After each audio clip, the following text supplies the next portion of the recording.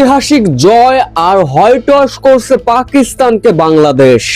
রাগ না থামাতে পেরে নিজের ব্যাট নিজেই ভাঙলেন পাক অধিনায়ক। শেষ বিকালে জমে উঠেছিল খেলা। কি ঘটেছিল তখন বিস্তারিত জানতে ভিডিওটি না টেনে সম্পূর্ণ দেখার অনুরোধ রইল। এই একটি উইকেট পেতে গিয়ে বাংলাদেশের কত অপেক্ষা করতে হয়েছে, কত রোদ্রে পড়তে হয়েছে। সত্যি কথা বলতে এমন উইকেট নেবার পর তাইজুলের যেমন ছিল রিয়াকশন আর গোটা দলের যেমন ছিল উল্লাস, সত্যিই ছিল দেখার মতো। ৮১তম ওভারে তাইজুলের পঞ্চম ডেলিভারিটি বুঝতেই পারলেন না সেট ব্যাটসম্যান সালমান আগা।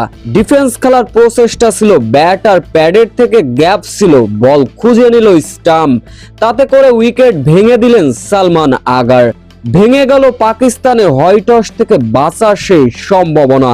শেষ পর্যন্ত অবশ্য খেলে গিয়েছিলেন সালমান আগা ৭১ রানের ইনিংস। আবারও পাকিস্তানের দলীয় রান যখন ছিল ৩০৪, তখনই হাসান আলীকে ফেরালেন তাইজুল ইসলাম। এরপরে অবশ্য বাবর আজম ৪৭ রান এবং শান মাসুদও দুর্দান্ত খেলে গিয়েছিলেন। শান মাসুদ অবশ্য ৭১ রানে সাজঘরে ফিরেছিলেন। ক্ষণে ক্ষণে এই টেস্টে রং বদলেছে, ক্ষণে ক্ষণে ম্যাচের রূপ বদলেছে। কখনো গিয়েছে পাকিস্তানের পক্ষে, আবার কখনো গিয়েছে বাংলাদেশের পক্ষে। শেষ বিকালে আর ২-৩ ওভার বাকি ছিল বাংলাদেশের, আর জয়ের জন্য প্রয়োজন ছিল ৩টি উইকেট। অবশ্য মোহাম্মদ রেজওয়ান তখনও ব্যাটিং করে যাচ্ছিলেন। তবে চতুর্থ দিন শেষে বাংলাদেশ খুবই জয়ের দ্বার প্রান্তে।